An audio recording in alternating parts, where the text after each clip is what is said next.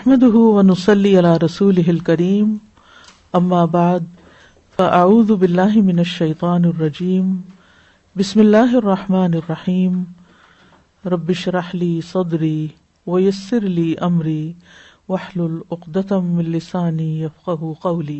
اور ہم نے داؤد کو سلیمان عطا کی، بہت اچھا بندہ، بے شک وہ بہت زیادہ اللہ کی طرف رجوع کرنے والا تھا۔ عام طور پر جب پیغمبروں کے حالات ذکر کیے گئے اس کے لیے آیا وذکر عبد، لیکن یہاں پر ووہبنا لداؤد سلیم کہ داؤد اور سلیمان علیہ السلام کی کہانی ایک ہی طرح کی ہے۔ دونوں بادشاہ تھے، دونوں نبی تھے، باپ بیٹا تھے، حالات میں سملیرٹی بھی تھی۔ اللہ سبحانہ تعالیٰ کا داؤد علیہ السلام پر بہت بڑا انعام تھا کہ اللہ نے ان کو بیٹا بھی دیا اور وہ بھی نبی، یعنی یہ بڑی ہی خوش قسمتی کی بات ہے کہ کسی انسان کو اللہ تعالیٰ اولاد کی نعمت عطا کرے اور پھر وہ اولاد نبی بھی ہو، یعنی نیک اولاد بھی اللہ تعالیٰ کی بہت بڑی نعمت ہوتی۔ کہاں یہ کہ باپ بھی نبی اور پھر بیٹا بھی نبی، تو یہ دنیا کی بہت عظیم ترین فضیلتوں میں سے ہے جو کسی کو نصیب ہو۔ اسی لیے یہاں فرمایا وَوَهَبْنَا لِدَاوُودَ سُلَيْمَانَ نِعْمَ الْعَبْدُ، اور یہ بھی بہترین تعریف ہے جو اللہ رب العالمین نے کسی بندے کی، یعنی یہ کسی انسان کے لیے تعریف نہیں بلکہ اللہ سبحانہ تعالیٰ کی تعریف ہے ایک نبی کے لیے کہ وہ بہت اچھے انسان ہیں، نعم العبد، بہت اچھے بندے، اور پھر ان کو عبد کہہ کے پکارا گیا۔ انہ اواب، اور بہترین ہونے کی علامت کیا ہے کہ وہ اواب تھے۔ تو یہاں داؤد علیہ السلام کے بیٹے سلیمان علیہ السلام کی زندگی کے بعض واقعات کا حوالہ دے کر یہ بتا دیا گیا کہ وہ بھی ٹھیک ٹھیک اپنے والد کے نقش قدم پر چلنے والے تھے۔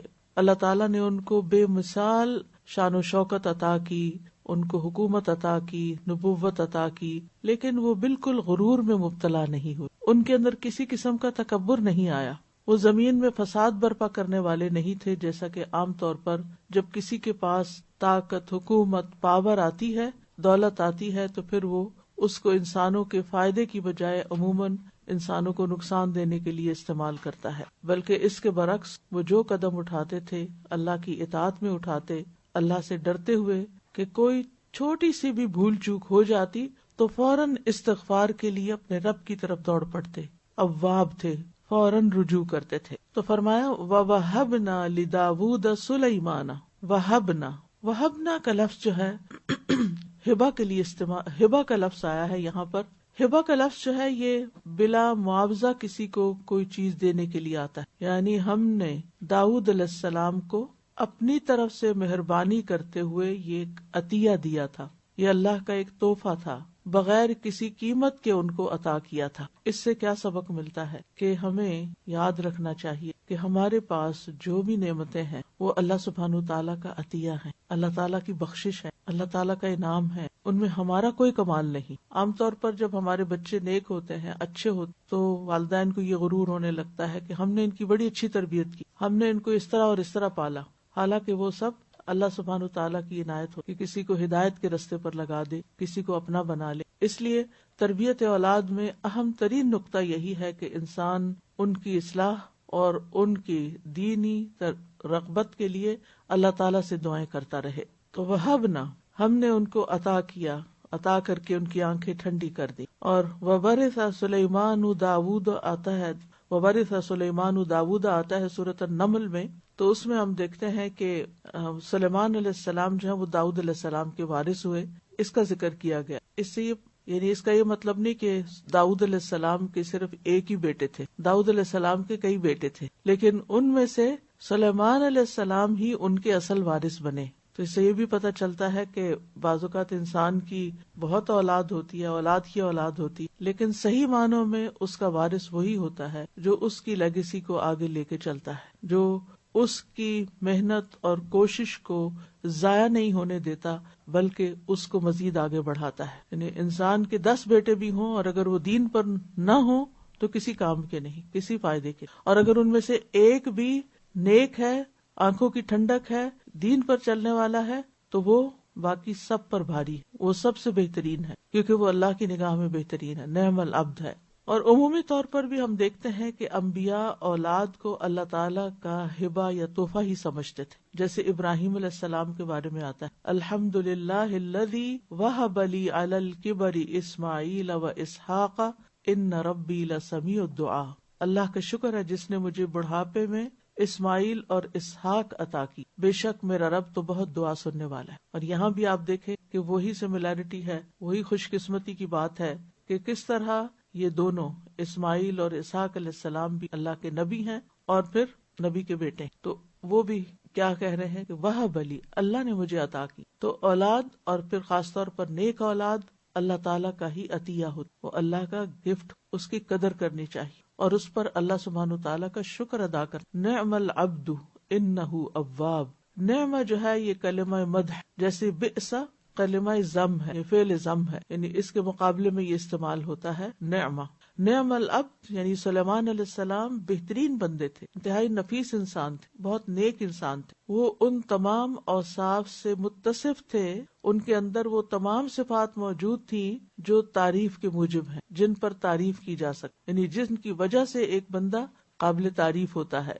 اور اللہ سبحانہ تعالیٰ کی نگاہ میں سب سے زیادہ قابل تعریف کون ہے؟ جو اواب ہو، ہر چیز میں اللہ سبحانہ تعالیٰ کی طرف رجوع کرنے، اللہ کا بندہ اپنے ہر تمام حالات میں، عبادت میں عبادت میں، انابت میں، محبت میں، ذکر و دعا میں، آہوزاری میں، اللہ تعالیٰ کی رضا کے حصول کے لیے کوشش کرنے میں، ہر چیز میں وہ اللہ ہی کی طرف رجوع، اللہ ہی کی خاطر یہ سب کرے. اور خاص طور پر اگر کوئی کمی کوتاہی ہو جائے تو پھر فوراً اللہ تعالیٰ کی طرف پلٹ آئے. اور یہ جو یعنی یہاں اواب کا لفظ استعمال ہوا ہے، اس میں ایک یاد رکھیے کہ پلٹنا دو طرح سے ہوتا ہے، ایک عمل کے ذریعے اور ایک ذکر اور زبان کے ذریعے، چاہے بلند آواز سے ہو چاہے دل ہی دل میں ہو، یعنی دل کا اللہ کی طرف پلٹنا اور یا دل سے اللہ کی طرف پلٹنا، اور پھر اطاعت کے کاموں میں لگ کے اللہ کی طرف رجوع کرنا. تو پھر اس طرح یہ مطلب ہوگا کہ وہ بہت زیادہ اللہ تعالیٰ کی اطاعت کرنے والے تھے،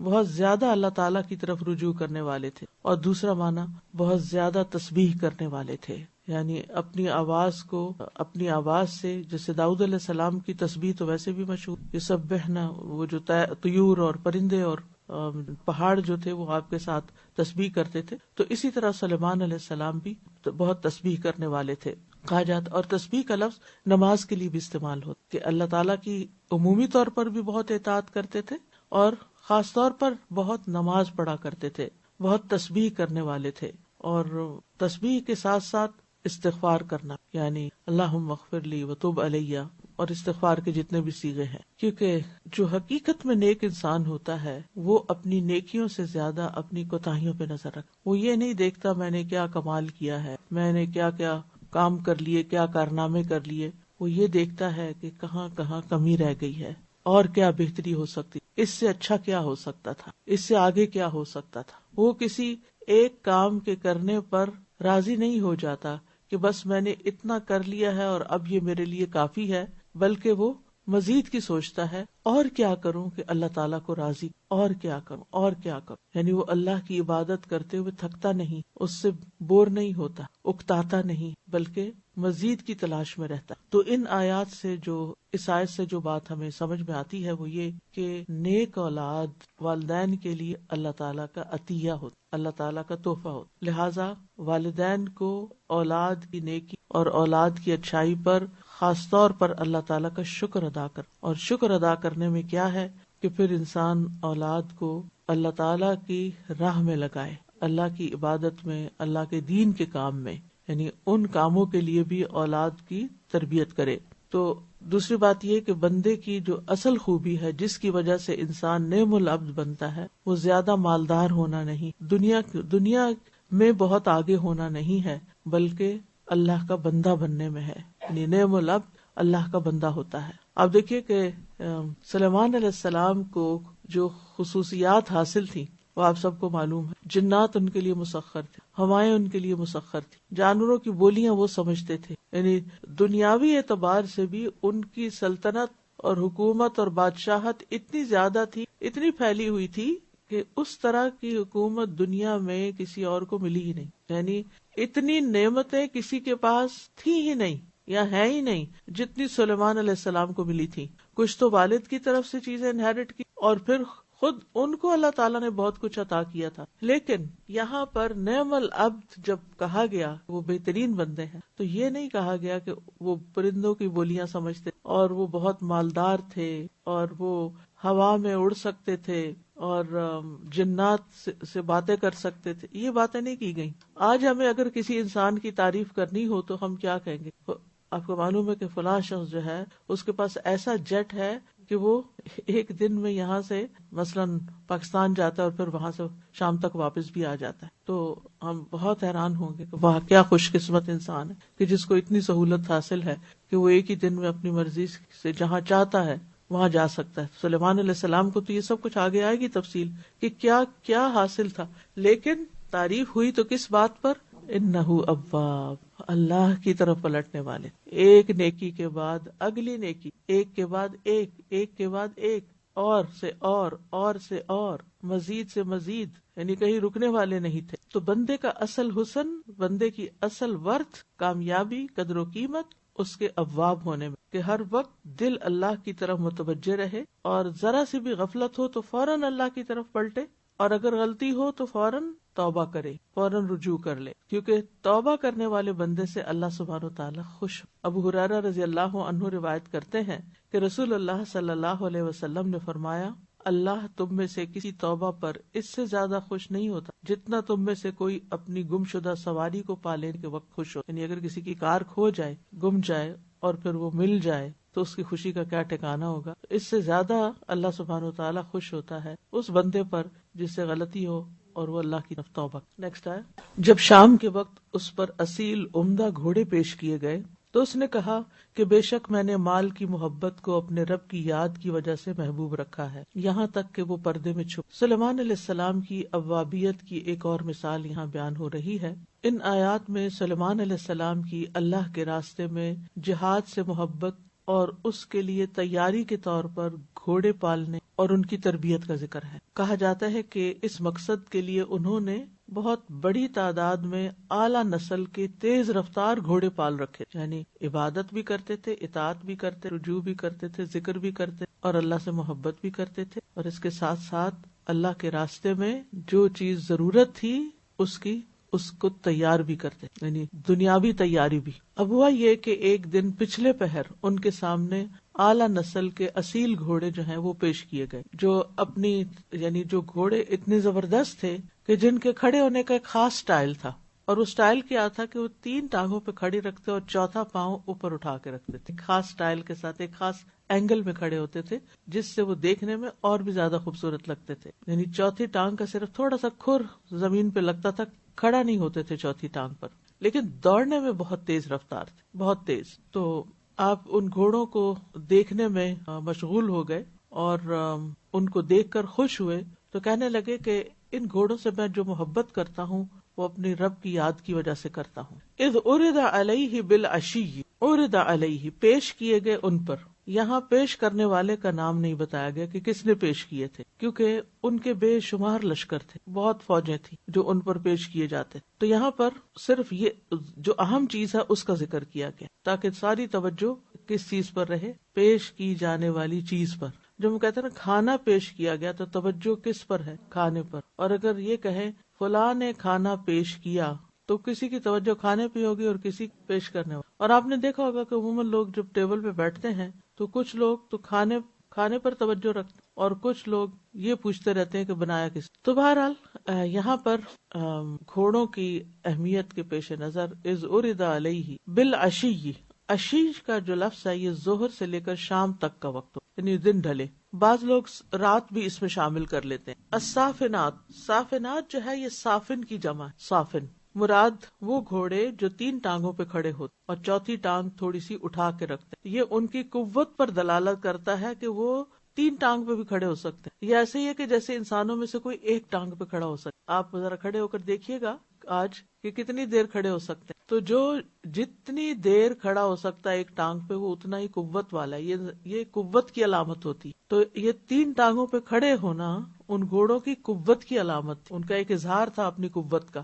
اور ویسے بھی حسین منظر بھی تھا کہ اب قطاروں قطار گھوڑے کھڑے ہیں اور سب کا ایک ہی سٹائل ہے کہ 3 ٹانگوں پہ کھڑے ہیں اور چوتھی اٹھائی ہوئی. اب آپ ایسے منظر کو دیکھ کر کتنے خوش ہوں. اور پھر جیاد کا لفظ آیا ہے ساتھ کہ صرف صافنات نہیں تھے بلکہ جیاد بھی تھے. جیاد کا لفظ جود سے ہے. جواد کہتے ہیں بہت سخی کو، اور تیز رفتار گھوڑے کو بھی جواد کہتے ہیں جو بہت عمدہ دوڑنے والا ہوتا ہے، چاہے مادہ ہو یا نر ہو، دونوں کے لیے لفظ آتا ہے. اور جواد سخی انسان کو بھی کہتے ہیں. اللہ سبحانہ تعالیٰ کے لیے بھی آتا ہے جواد کریم، یعنی جو سخاوت کرنے میں بہت تیز ہے. یعنی نبی صلی اللہ علیہ وسلم کے بارے میں کیا آتا ہے؟ رمضان میں کیسے سخاوت کرتے تھے؟ تیز ہوا سے بھی زیادہ، آندھی سے بھی زیادہ دیتے چلے جاتے تھے، دیتے چلے جاتے تھے. تو یہ تیز رفتاری کے یعنی کہ بہت زیادہ دینا. تو گھوڑوں کے لیے جب یہ لفظ آتا ہے جواد، تو ان کے لیے آتا ہے اس وقت جب وہ بہت تیز دوڑتے ہیں، آندھی کی طرح دوڑتے ہیں. اور جب کوئی گھوڑا تیز دوڑتا ہے تو اس کا منظر بہت خوبصورت ہوتا ہے. تو یہاں گھوڑوں کی 2 صفات بیان کی گئی ہیں کہ جب وہ گھوڑے کھڑے ہوتے تھے تو صافنات ہوتے تھے، کھڑے ہونے کا خاص سٹائل ہوتا تھا، اور جب وہ چلتے تھے تو اچھل کود نہیں کرتے تھے بلکہ دوڑتے تھے تو تیز دوڑتے تھے. یعنی ان کی چال بھی زبردست تھی اور ان کا کھڑا ہونا بھی زبردست تھا. تو کہا یہ جا رہا ہے کہ اس وقت کو یاد کریں جب ان پر اثر کے وقت گھوڑے پیش کیے گئے جو اصیل اور تیز رفتار تھے، عمدہ نسل کے تھے اور تیز دوڑتے تھے. تو وہ گھوڑے ان پہ پیش کیے جاتے رہے حتیٰ کہ سورج غروب ہو گیا.